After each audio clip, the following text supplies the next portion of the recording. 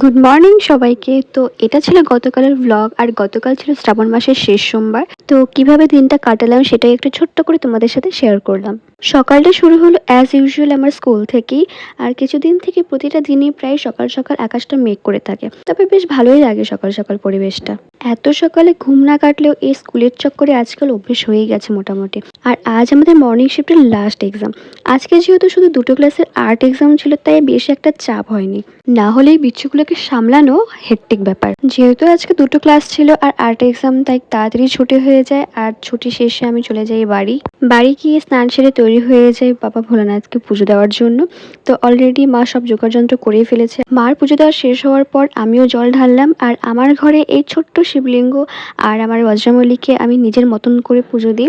তো সেখানেও পুজো দিলাম, জল ঢাললাম। তারপর গিয়েছিলাম আমাদের বাড়ির পাশেই এক মন্দিরে।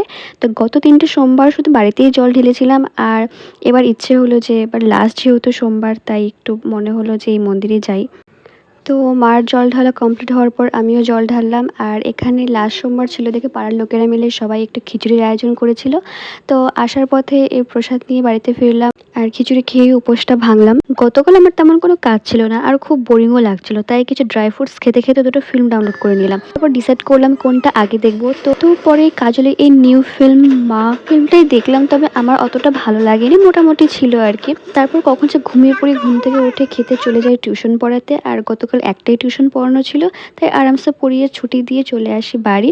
আর বাড়ি এসে এত খিদে পেয়েছিল, তাই অল্প একটু মুসলি নিয়ে বসে পড়ি। তারপর আর কি ডিনার করে ঘুমিয়ে পড়ি। তো এই ছিল আমার পুরো দিন। See you in next video, till then by.